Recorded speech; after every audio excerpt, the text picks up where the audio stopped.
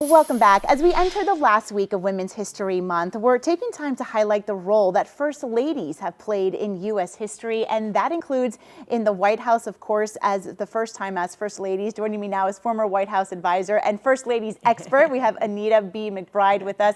You spoke at an event yesterday at Palm Beach Atlantic University. Yes. How did it go? It was terrific. It was the Lemieux Center for Public Policy, so a very engaged group anyway to be speaking to students, to guests alike, faculty, alumni. Really loved hearing about this topic. I think it was a compelling evening for everyone. And very fitting for this month, very of course. Much so. So let's talk a little bit about the influence that First Ladies have, not just in their role as First Lady, but just in our history and the contributions that they have made. No, you've hit it exactly right.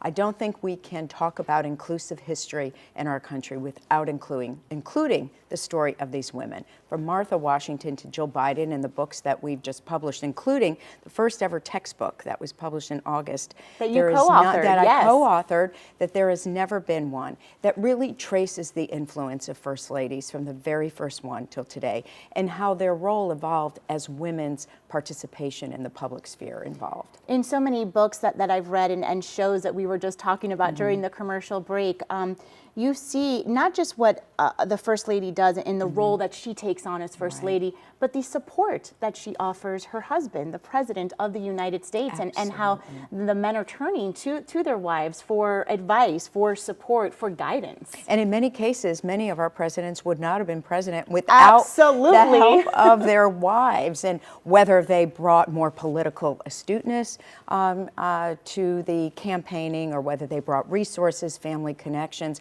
whatever it might be, their contributions are profound and have touched not only all these aspects of our public policy, politics, and diplomacy, but really are a partner to the presidency.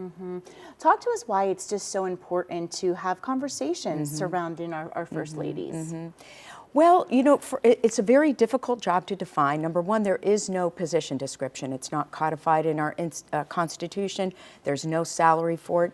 Each person who occupies the role gets to define it the way that they want. Some are more activist than others, but what we've tried to examine are the places where they have really contributed to help moving the nation forward, whether it's on human rights, whether it's on communications with the American public, making the president more accessible, whether it's representing us globally as the nation's representative instead of the president. There are so many places where they have touched Well, I mean, we saw with First Lady Michelle Obama, what she did for the Let's Move campaign, right? And healthy eating and physical and moving. A national what dialogue. Betty Ford did with cancer and with substance abuse. That's one of the best examples, really, to talk about taking a very personal, a very private and difficult situations on both cases, breast cancer and the addictions, and bringing it out in the public forefront.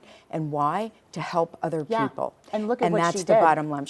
And in fact, just 2 weeks ago at the White House, First Lady Jill Biden helped to unveil the new U.S. Postal Service postage stamp, the 7th one for a First Lady that's been dedicated to Betty Ford. It'll be out on her birthday in April. So many too. I think of Nancy Reagan and what she did with the DARE program.